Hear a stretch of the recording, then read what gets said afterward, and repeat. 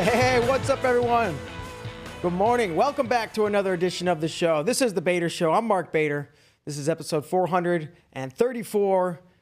Today's January 28th, 2025. Excited about today's guest. He is a two-time All-American from Nebraska. He's currently ranked number 2 in the country. It's Ridge Lovett.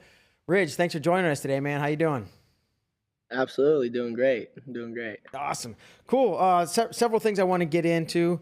This season's going really well, but I kind of just want to go back, like, really to the beginning of your wrestling career and understand, like, how you got involved in wrestling. How old were you, and, like, how did things get started? Yeah, so my dad and my uncle started a wrestling program at our church called Team Real Life, and I started wrestling when I was 3. You know, it was kind of like a little free daycare kind of thing. Walls are padded, mats are padded, so he kind of let me go in there and run around, wrestle around and stuff. And once I could start kind of doing moves and stuff and understanding what was going on, I started getting into it, started competing when I was 4, and just kind of fell in love with it when I was little. Dang. Wait, so it was a club? It wasn't like a daycare. It just served as a daycare for you, or like yeah. Okay. So you started at 4. You're probably doing other sports and things. When did you kind of get hooked? You know, when was it like, okay, I'm doing this wrestling with my dad and I'm learning moves and whatever, but like, was it 5? Was it 13? Was it somewhere in between? Was it later when it was like, oh man, this is my sport? Even if you were doing other sports at the time, when did you get hooked or know, like, wrestling's for me? I think probably like early elementary school, like first, second grade, I was starting to find success. I was starting to figure some of the stuff out, and I was like, hey, like I'm kind of good at this. I've always been super competitive and love to win, and this was something that I won at a lot. So I was like, yeah, this seems like a pretty good deal. So it was just around that age. It wasn't, you don't like think back to a moment or a match or a practice where you were like, bro, this is for me. I don't have a specific moment, no, not that I can think of, but definitely early elementary school. That was about the time that I was like getting ready to start like traveling and really doing the wrestling thing like seriously. So, because in like 3rd grade was the first time that I started going to like freestyle Greco nationals, Western regionals, going out to Iowa for USA folk style nationals. So definitely like 1st, 2nd grade-ish, I was like, yeah, this is for me. Sure. And you were up in Idaho. You know, what was the club scene like growing up? Were you in, you know, there's like, I guess, yeah, there's, when I grew up, it was like you did a club, but it was like run by dads, right? It wasn't like nowadays you have like these former college wrestlers come get these big clubs and like get kids up to speed, like from Jump Street. So were you wrestling with your dad's club all the way through, you know, youth and whatnot, or did that ever change? Yeah, I definitely did like travel around and hit some other clubs and go train other places a little bit, but it was mainly my dad in like that club, Team Real Life, that I was wrestling with, and then we started going into Washington because it was like 15 minutes away and working out with Abel De La Rosa at Central Valley High School, and then he came over and joined our club, and he was kind of took over like the main coaching role, Yeah. and then that we also had another club in Post Falls, just the Post Falls Wrestling Club that was ran by our high school coaches. So then they kind of started getting more involved with Team Real Life because Post Falls was more of like kind of like the recreational part of it, like sending the flyers to the schools and stuff. And like once you really started to want to like take it seriously, you could go with Post Falls Wrestling Club or with Team Real Life, and like we were starting to travel and do more of that. That's awesome. When did you were a 4-time undefeated state champ, right? That's a big deal. You know, when you were, you really got into wrestling like 3rd grade, I think you said earlier, that's when you were traveling nationally. When did you set your sight on high school and maybe goals? And was that a goal coming into high school or something that just kind of happened? And same thing with college, right? Like, did your eyes get open to high school and college at the same time? Or was it like one, and then as you got into one, you started looking at the other? Yeah, for that one, I do have a specific moment. It was when I was filling out the future Olympian rankings on, I think it was the mat.com. I won the national triple crown when I was an intermediate, and I was filling that stuff out, and then it was like future goals. So then that was like the first time I really like sat down and like thought about it, like what do I want to do, how far with this do I want to go, and so with that I was probably, I don't know how old you are as an intermediate, I was like 10, Sure. but I wanted to be a 4-time state champ, 4-time NCAA champ, wanted to win the Olympics, so that was the day that I decided. But the undefeated part, that didn't come in until midway through my freshman year probably. But the goal was to be a 4-time state champ, and then the undefeated part just kind of came along with it. Well, walk me through that a little bit. You know, you start as a freshman. You probably know that you're pretty good and have a shot to do well, but, you know, maybe you didn't think you'd go undefeated. You're rolling through the season, halfway through, 2/3, 3/4, all of a sudden you're undefeated. What kind of – was there like, you know – some people will be like, oh, crap, pressure, now it's all about not losing, or kind of explain to me that mentality for you at that point going through a freshman and knowing that not only the season, but maybe the whole career, and if that weighed on you or motivated you or maybe a variety of emotions. Yeah, I didn't really think about it or feel any pressure until probably around my senior year. That was when I was starting to think dang, hopefully we can keep this rolling. But no, we never ran from anybody, never dodged anybody. All through my freshman year, I wrestled 98. In Idaho, we still have a 98-pound weight class. Yeah. I weighed 94 pounds. I was a little dude. But the first month of my high school season, we were wrestling in Oregon, wrestling in Montana. So I wasn't even wrestling 98. I was wrestling 106, 103 in Montana. But for some of the duels, I would bump up to 13, wrestle those kids, just whoever was the toughest. We never dodged anybody. We were wrestling whoever. Yeah, I freaking love it. So you do go on and you win and you win 4, and maybe probably before you win that 4th title, I'm sure you're getting letters, phone calls, texts, right, from colleges. Kind of what was that recruiting process like? Did you know when you set your goals to be a 4-time state champion, a 4-time NCAA champion, Olympian? Did you have a college in mind, or how did you navigate that path?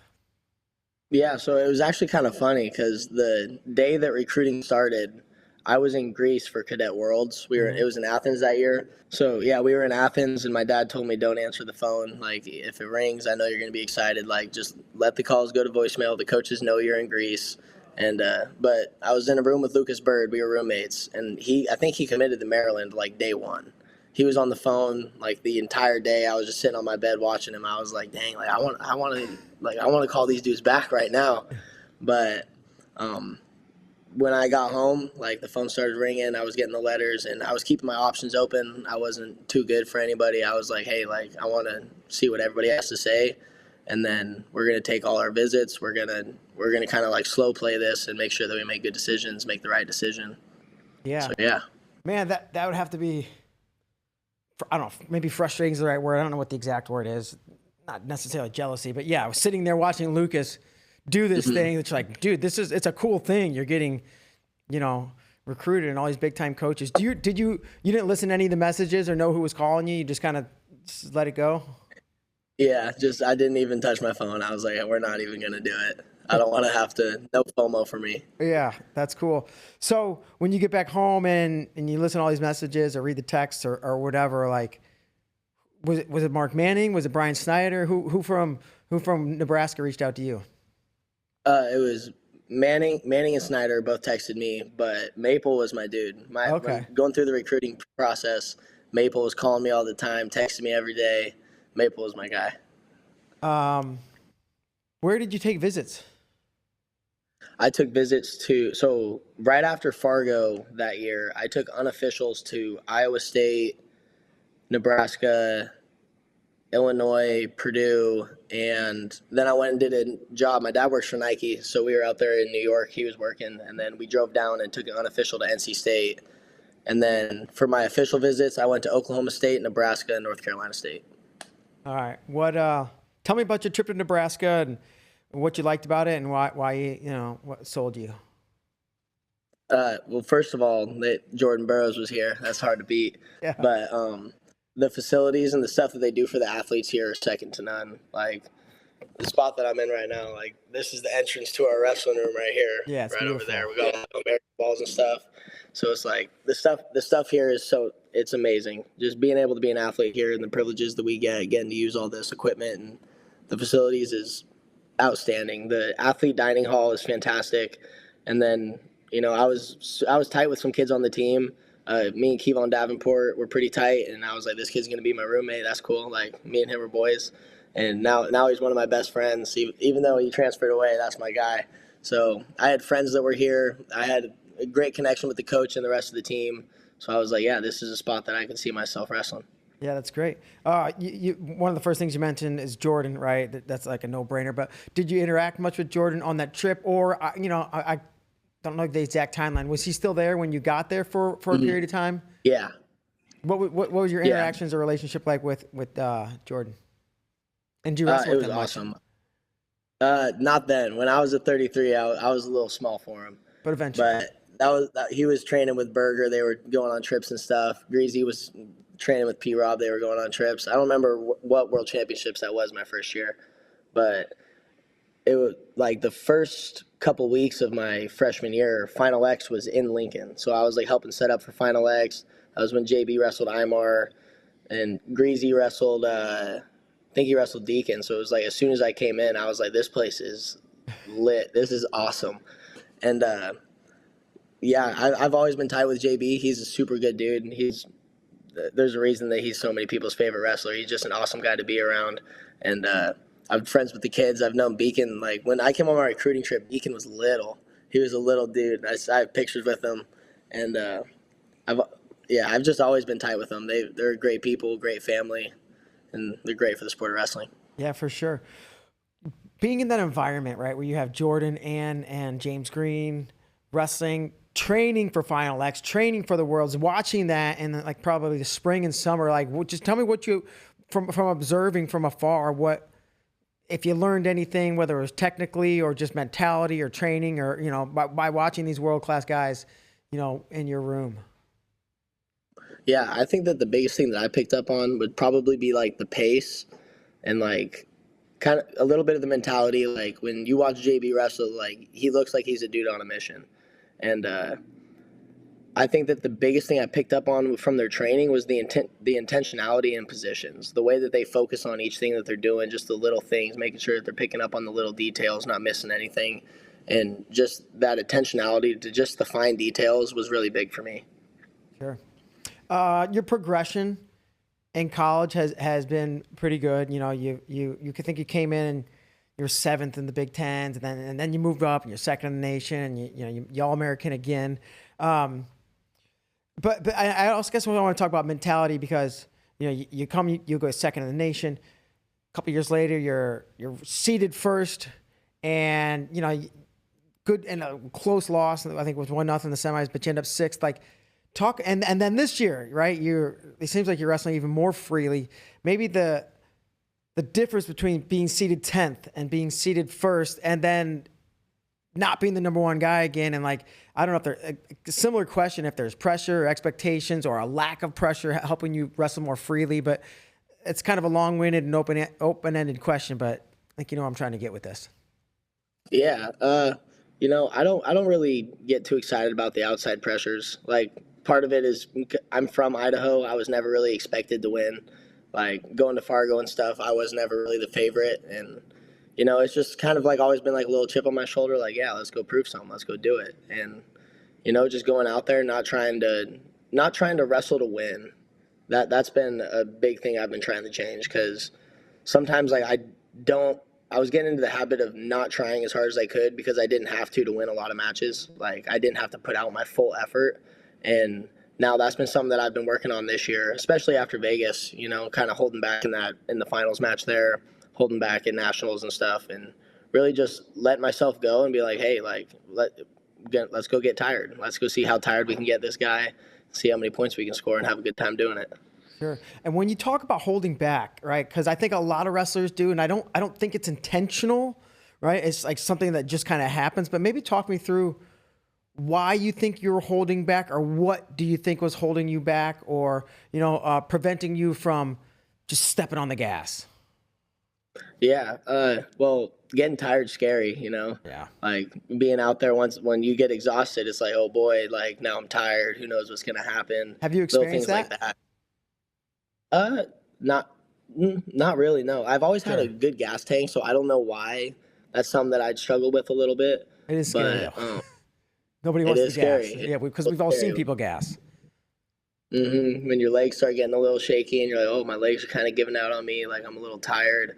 I don't know if I want to get into another flurry. And sometimes it's like you take the easy way out and like, okay. And it also makes it easier to lose that way. It's like when you walk off the mat and it's like in your own head, you're like, well, I didn't try as hard as I could. So like, it's not as bad. It doesn't hurt as bad as if you really went out there and gave it everything and then it came up short. Like that stings a little more. But you know, like I feel now I'm to a point where it's like if I wrestle as hard as I can and I go out there and I make wrestling happen and get in situations and stuff, I'm going to win 99% of those matches. So that's something that I've really had to commit myself to, is really not holding anything back and just letting it fly, being a gunslinger. Do you think this is the first year that you're not holding something back? I've definitely done it a little bit this year, and I've had, I've gone through waves with it, just kind of different matches, different weight cuts, depending on like what's going on. But I would say, yeah, I've really been committed to going out there and like trying to get bonus points, trying to find falls, get techs, stuff like that, and really. Another part of it too that I've been talking with my trainer is just with Weta is just being patient, because a lot of times like if I get a takedown in the first, or like if they choose bottom, I'm like, okay, like I'm on top now, let's go pin this dude, and I start getting a little excited trying to get stuff, but really just being patient and just wrestling smart and letting it come to me. Yeah.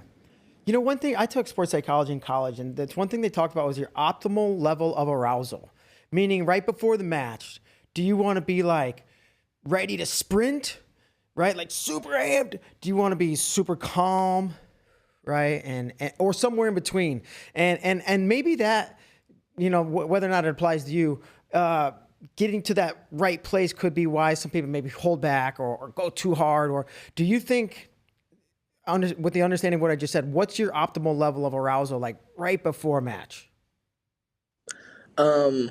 Yeah, so I used to think that calmer was better, and I wasn't ever really a big warm-up guy. Like, I'd kind of dance around a little bit, bounce, maybe hit one or two sprints, a couple high-lows type of deal. And, after the UNI duel, we changed that as a team. We're like, hey, like, before the duel, like, 'cause we'd always do, like, our pre-match warm-up right before weigh-ins, make sure everyone gets down to weight, get off that last little bit. But now we started incorporating another warm-up after that.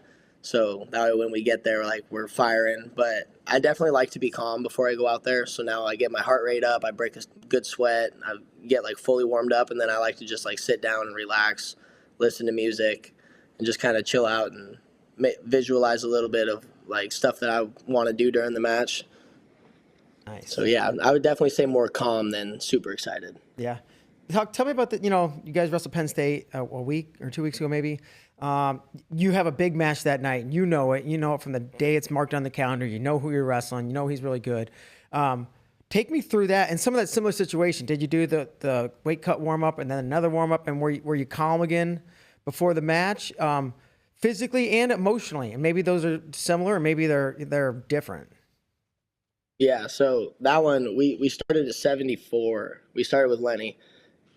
Then so there was like the 2-minute break before heavyweight. And during that break, I came upstairs and me and one of my roommates got a workout in, just like a good warm-up, 20 minutes, just go hard. Because right after the heavyweight match, there was the 12-minute break. So I was like, okay, I'll have time to recover. I'll get my wind back, go down there, chill out. But yeah, no, nothing changed. Everything was just going to stay the same.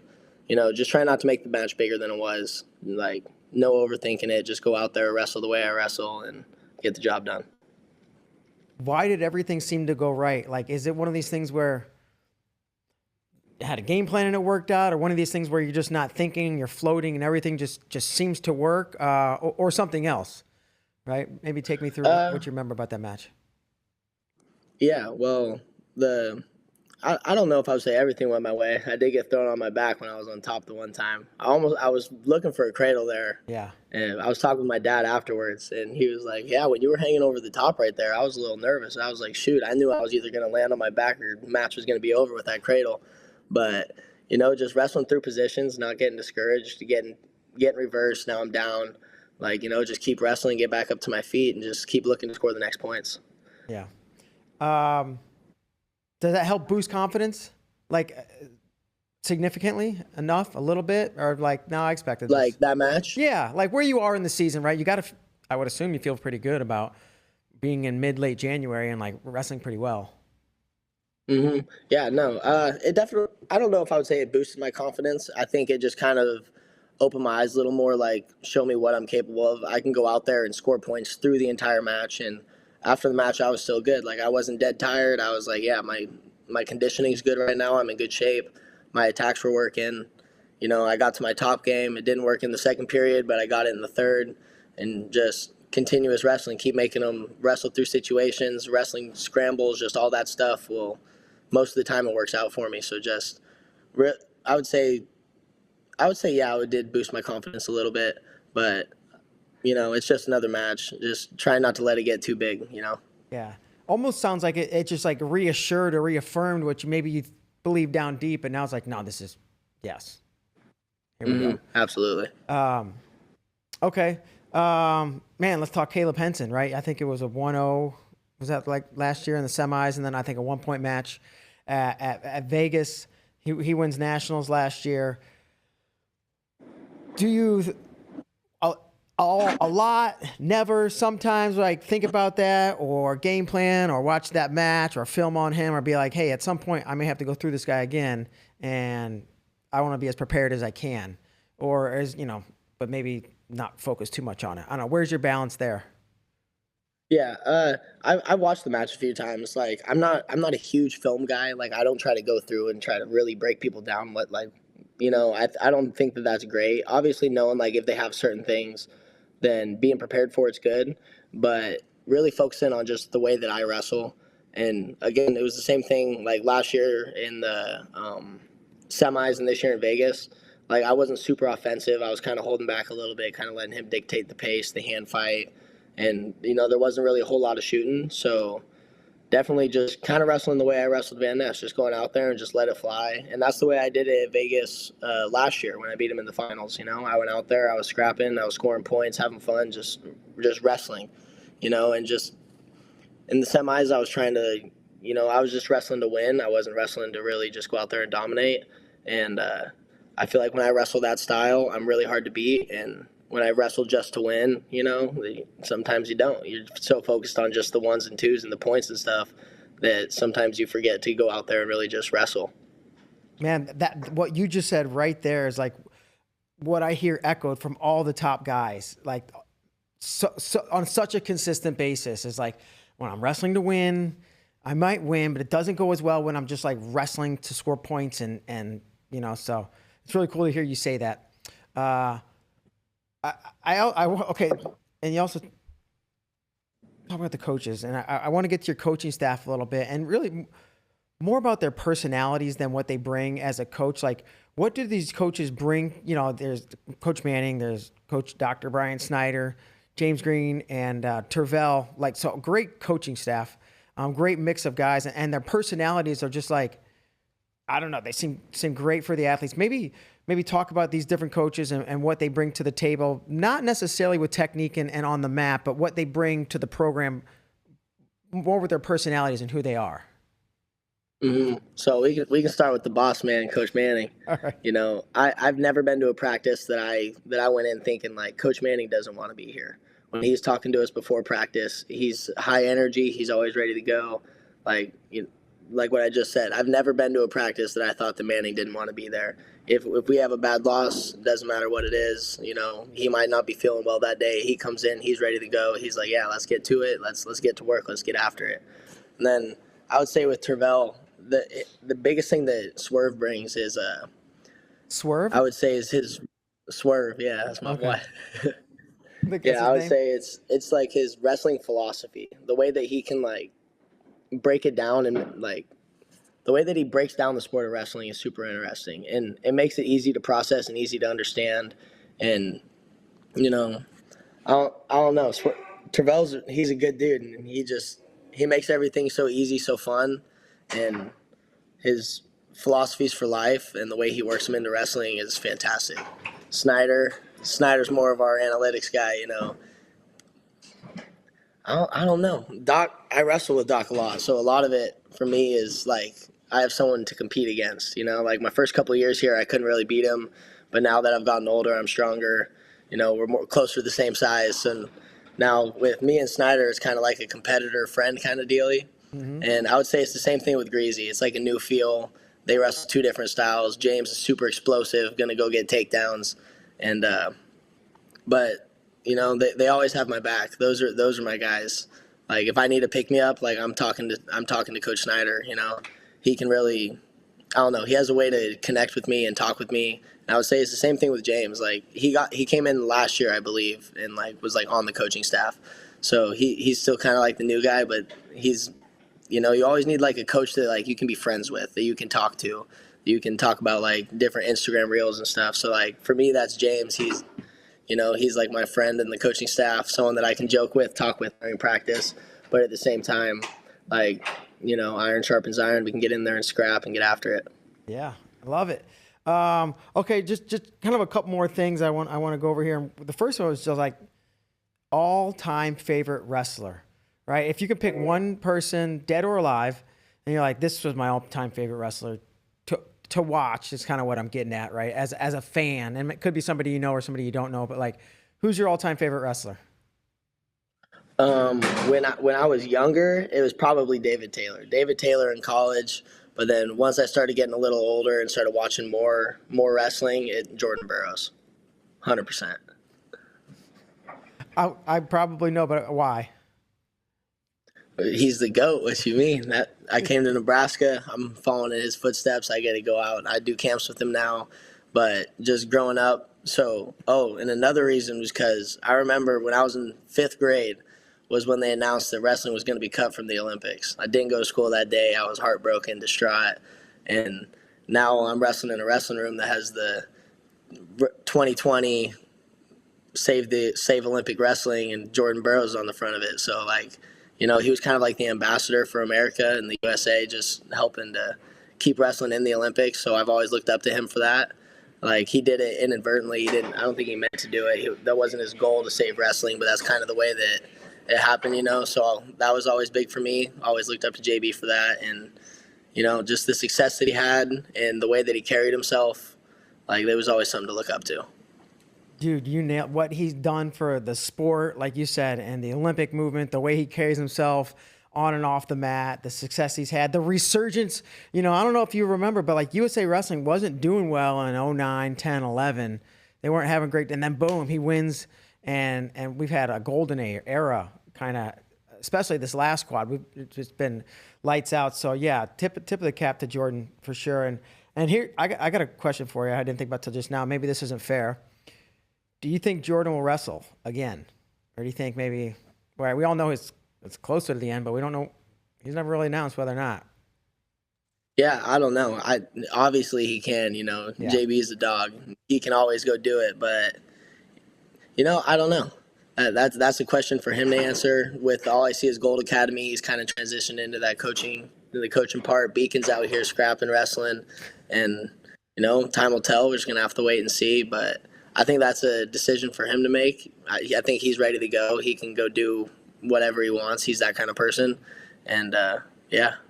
Yeah, absolutely. If he there's more tread on the tires if he feels like it. So I agree. Mm-hmm. Okay, last thing. I call this one wins and whoopins. So I'm looking for to think back in the entirety of your career from 3 or 4 years old till this past weekend. I think you had Tech and a pin.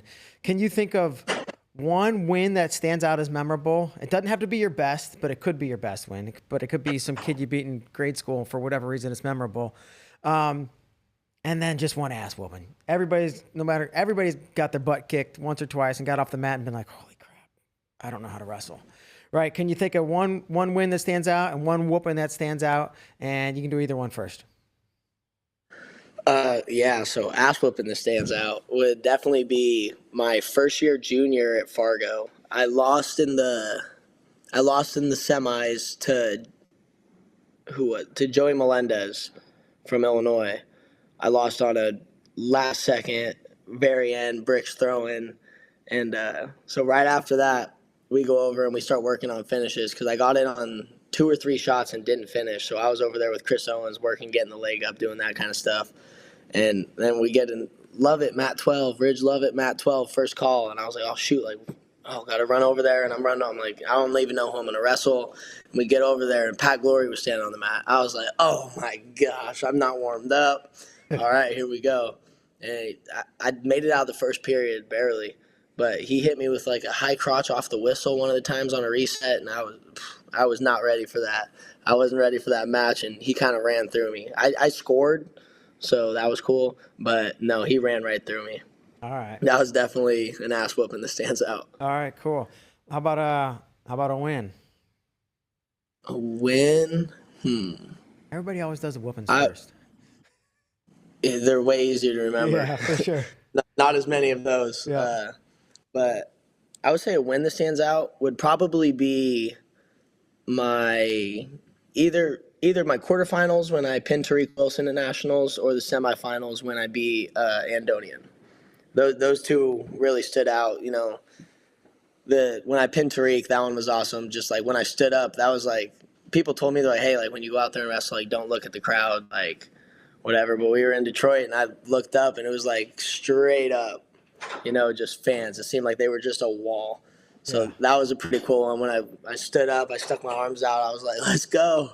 And I looked up. I was like, wow, there's a bunch of people here, and they're all going crazy right now. But that one, or the Andonian match, because that match was crazy. He was doing crazy stuff, throwing the kitchen sink at me. And I felt like I was dominating the match, and the score was so close. Just reversal at the end of the period, reversal at the end of the next period, just little things here and there, and just he was just staying in it. And I just, you know, it was kind of like that feeling of like, I can't get rid of this guy. I have 3 minutes of riding time, and the score's tied. Like, what's going on? And I would say those two. Those two are the ones that come to mind. Okay. Actually, last thing now that I think of, like, just as we move into the end of January, you know, it's going to be March like that. As we move towards the national tournament, how much or how little do you think about NCAA championships? And when you're thinking about it, is it broad or specific, right? Is it like, man, you know, feeling the crowd, feeling the energy, stomping my feet on the stage? Or is it like, you know, and hitting moves in the middle of a sequence and whatnot? I don't really think about it a lot. I really just focus on what's right in front of me right now. You know, just kind of like just keeping that next points mentality. Yep. You know, we got Wisconsin this week. Try to go out there, score a bunch of points, get bonus points, help my team. Then Iowa after that. You know, so it's like we still have big matches coming up, and just try not to overlook anybody, not trying to overlook any match, any duel, and really just stay focused on the here and now. Just keep getting better. And when nationals get here, for me, the only thing I've really thought about is like I want a team trophy. Yeah. Yeah. You guys, is that something you guys talk about? Obviously, it's in your head and you're thinking about it. But is it something you speak about as a team? A little bit. Like we know how good we can be. Yeah. But you know, we also know like what can happen. Like if we're not all ready to go, we start at the UNI duel. Penn State, the score was a little farther than what the duel really was. You know, some of those matches were 1 2-point matches, could have went either way. And those are things that we're going to try to change. And our team knows that we know that we're good. We know that we have the ability to really go out there and make some noise and score a bunch of points. And so we talk about it a little bit, but you know, it's really just I try to help the team focus and just kind of stay on the here and now. Let's just keep focusing on getting better, working on these little details, little things to help us keep growing and get better. Yeah, that's a great mentality. Well, that kind of winds us down to the end of the show here. But I do want to give you the opportunity to the final word, right? You can say whatever you want about your team, about yourself. You can plug your social. You can plug whatever. You can tell me a joke. Anything you want to say, you have the floor. Yeah, so I would say kind of my mentality and the whole thing, and kind of like my little motto that I have is just be amazing. You know, like for me, that's in everything that I do. I was just doing a little NIL thing where they had me signing stickers for trading cards, and I signed 520 of them. And when the dude was done, he was like, "That might have been the fastest I've ever seen it done." I was like, "Hey, come on, you know, it's not a competition, but just try to be amazing in everything you do." And for me, that little saying is taking me a long way. You know, just everything that you do, just try to be amazing. And I don't really have a definition for that. To me, it's kind of like whatever you like, however you make it, and for me, it's going out there, putting on a show, wrestling as hard as I can, and, you know, carrying myself in a way that my parents would be proud of and God would be proud of, and really just trying to glorify Him in everything I do, and really just try to put on for my people back home, you know, try to put on for the wrestling club, my high school coaches, all the people that poured all this time and energy into me, and really, you know, kind of, I don't know, just be amazing. Yeah, I love it. Let's go, Idaho. Yes, sir. Sweet. Well, Ridge, I appreciate you coming on the show. It's been a great time chatting with you and get to know you a little bit better. And man, keep wrestling. You got an entertaining style. You're fun to watch, and I can't wait to watch you the rest of the season and in the NCAAs. Hey, yeah, appreciate it. Thank you. Yeah, you bet, man. Thanks. Have a great day. Bye. All right, folks, that's going to do it. Thanks for tuning in to the show. We will see you guys next week. Take care.